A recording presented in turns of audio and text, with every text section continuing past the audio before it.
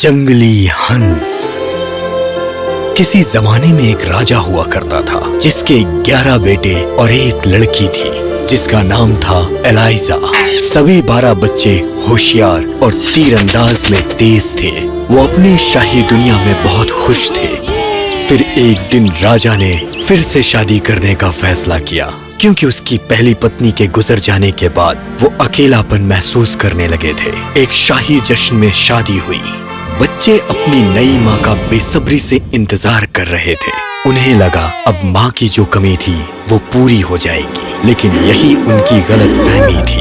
ये नई रानी एक जालिम चुड़ैल थी। वो बच्चों से बुरा बर्ताव करने लगी। मैं इनसे पीछा छुड़ाना चाहती हूँ, इन सब से। अपने लक्ष्य को पूरा करने के लिए उसने सबसे पहले एलाइजा को एक किसान और उसकी पत्नी के साथ दूर दराज गांव में भेज दिया। बाकी बच्चों की राजा से उसने झूठी शिकायत की, जिससे नाराज राजा ने उन्हें महल से बाहर निकाल दिया। रानी ने राजकुमारों पे जादुई शक्ति का इस्तेमाल किया। अब तुम सब अपनी बची हुई जिंदगी एक बदसूरत गूंगे पंछी बन के बिताओगे। चलो अब उड़ जाओ। लेकिन नेक दिल राजकुमारों पर जादू का असर नहीं हुआ। वो सब एक बदसूरत पंछी की जगह खूबसूरत हंस में बदल गए और राजमहल से दूर चले गए। उधर एलाइजा बहुत उदास थी। उसे अपने भाइयों की याद आ रही थी। जब वो 15 साल की हुई तो उसे वापस राजा से मिलने के लिए भेजा गया, लेकिन रानी नहीं चाहती थी कि राजकुमारी राजा से मिले। उसने जैसे ही खूबसूरत एलाइजा को देखा वो ईर्ष्या से जल उठी। ये मुझसे ज्यादा खूबसूरत नहीं हो सकती। लेकिन उसने अच्छा होने का नाटक किया। आओ प्यारी राजकुमारी, तुम्हारा राजमहल में स्वागत है। सबसे पहले हम अपने कमरे में जाएंगे। मैं तुम्हारे लिए तोहफा लाई हूँ। ये क्रीम तुम अपने चेहरे पे लगा लो ताकि तुम्हें किसी की बुरी नजर न लगे। क्रीम लगाना रानी की चाल थी जिससे एलाइजा बदसूरत लगे। राजा ने एलाइजा को देखा तो बहुत गुस्सा हुआ। ऐसी बदसूरत लड़की मेरी बेटी नहीं हो सकती। इसे मेरी नजरों से दूर ले जाओ। मैं इसकी सूरत भी नहीं देखना चाहता। एलाइजा को राजमहल से निकाल दिया गया। काश मेरे सभी भाई मेरे साथ होते। एलाइजा अपने भाइयों को ढूंढने निकल पड़ी। वो एक जंगल में पहुंची जहां एक छोटा सा तालाब था। उसने अपना मुंह धोया और देखते ही देखते वो फिर से खूबसूरत हो गई। जंगल बहुत घना था जिससे सूरज की रोशनी भी जमीन पर पहुंच नहीं पाती थी। अंधेरा हो चला था। आसपास कोई भी नहीं था। इस घने जंगल में एलाइजा अकेली थी। फिर भी वो आगे बढ़ने लगी। कुछ देर बाद उसने किसी के कदमों की आहट सुनी। वो घबरा गई। वो छुपने की कोशिश करने लगी।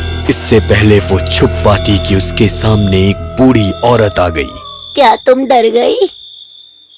हाँ, थोड़ा बहुत। मैं यहाँ अक्सर फल जमा करने आती हूँ। क्या तुम खाना चाहोगी? हाँ जरूर, मुझे बहुत भूख लगी है और इस जंगल के बारे में मुझे कुछ नहीं पता है। ये लो खाओ। मगर तुम इस जंगल में क्या कर रही हो?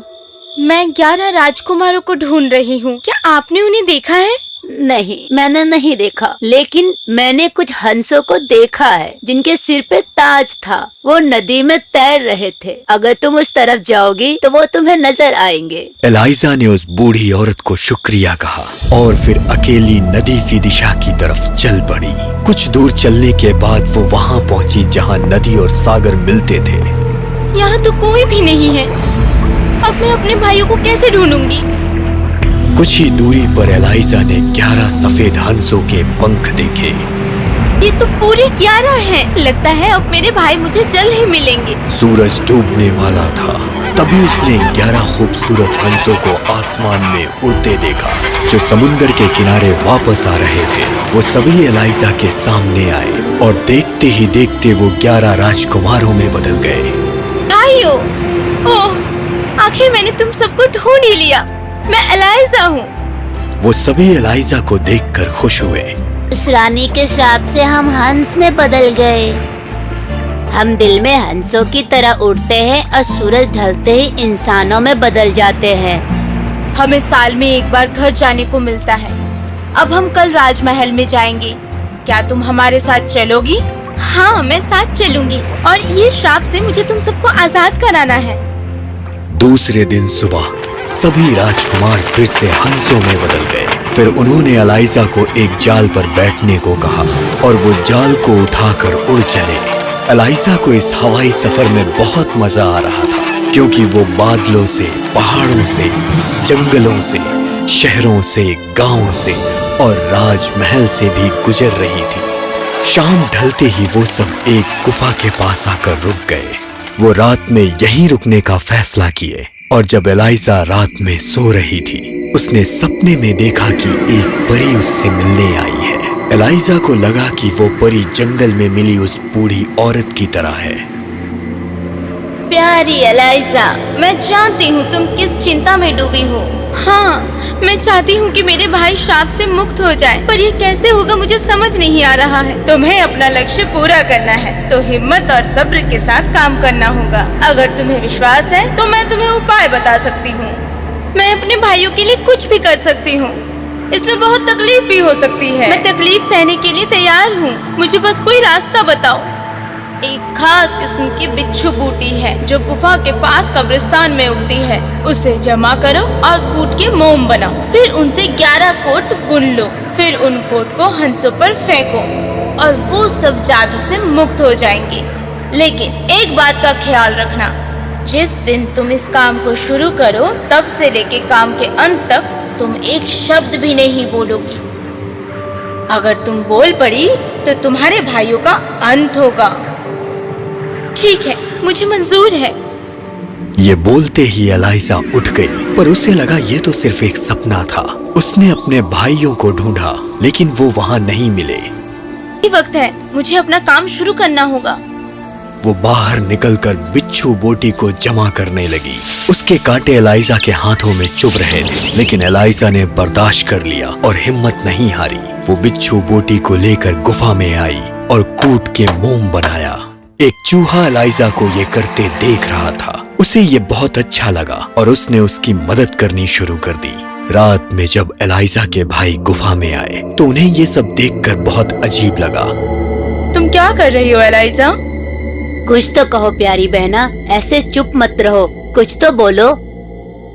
मुझे लगता है वो तब तक बात नहीं करेगी जब तक कि उसका काम खत्म नहीं हो जाता। सबसे छोटा भाई एलाइजा के पास गया और उसने उसका हाथ उठाया। एलाइजा का जख्म देखकर उसकी आंखें भर आई।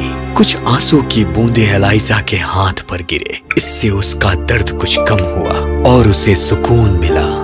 एलाइजा ने अपना काम कई दिनों तक जारी रखा। वो चूहा भी उसकी मदद करता था। एलाइजा ने एक कोट तैयार किया, फिर उसने दूसरा कोट तैयार करना शुरू कर दिया। एक दिन वो हर बार की तरह बिच्छू बूटी जमा कर रही थी, तभी अचानक उसको कुछ शोर सुनाई दिया। वो गुफा की ओर भागी। कुछ कुत्ते और शिकारियों ने उसे घेर लिया। उनमें से एक खूबसूरत राजकुमार घोड़े पर से उतरा और एलाइजा के पास आया। सुनो, तुम यहाँ क्या कर रही हो? क्या मैं कुछ मदद करूं? मैं तुम्हें इस घने जंगल में अकेला नहीं छोड़ सकता। मैं इस राज्य का राजकुमार हूं। तुम मेरे साथ मेरे राजमहल में चलो, तुम वहां सुरक्षित रहोगी। एलाइजा के पास राजकुमार के साथ जाने के अलावा और कोई चारा नहीं था। सब राजमहल पहुंचे। राजकुमार का महल बहुत ही शानदार था, मगर एलाइजा वहां खुश नहीं थी। वो हमेशा अपने भाइयों को याद करते करते रोती रहती थी। एक दिन राजकुमार अपने साथ एलाइजा के बनाए हुए कोट और मोम लेकर आया। तुम्हें तुम्हारा सारा सामान मिल जाएगा, इसे तुम अपना ही घर समझो। अरे वाह, कितनी प्यारी मुस्कान है, कहीं मैं अपना दिल ना खो बैठूं। एलाइजा को मोम से कोट बनाने के अलावा और कोई काम नहीं था। उसने 10 कोट बना लिए थे और जैसे ही उसने आखिरी कोट बनाना शुरू किया तो बिच्छू बूटी खत्म हो गई। उसने महल के पास वाले कब्रिस्तान से बूटी लाने की सोची।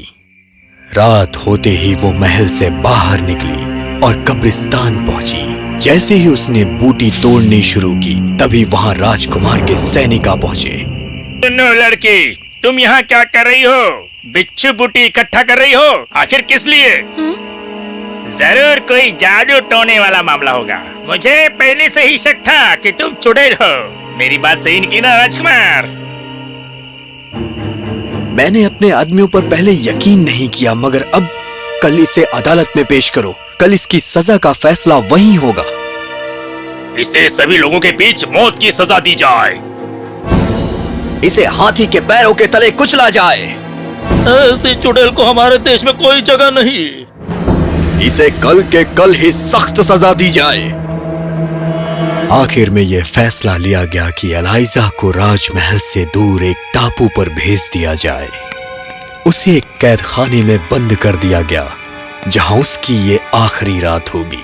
लेकिन तभी कैद खाने का दरवाजा खुला और उसके बनाए हुए कोट जेल के अंदर फेंक दिए गए।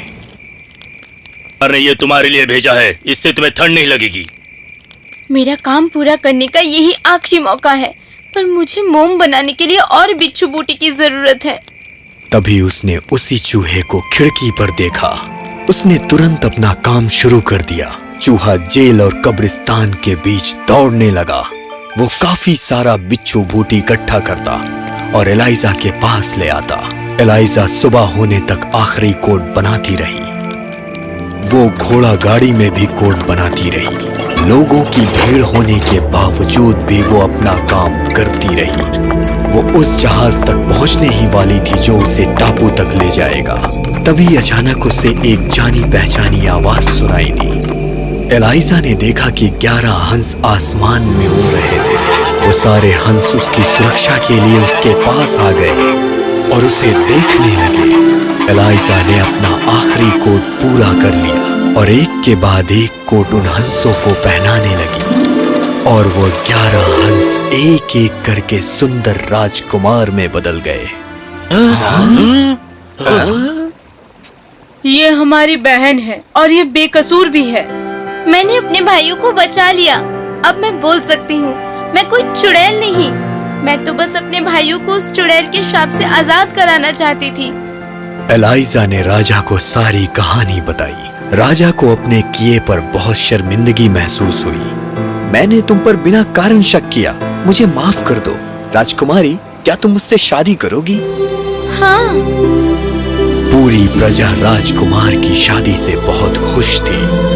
11 राजकुमार भी शाही शादी में हाजिर हुए। राजा, रानी और 11 भाइयों ने मिलकर चुड़ैल रानी के राज्य पर कब्जा कर लिया और रानी को आजीवन कारावास दिया। और फिर एलाइजा के पिता को भी चुड़ैल के जादू से मुक्त कराया। फिर सब खुशी से रहने लगे।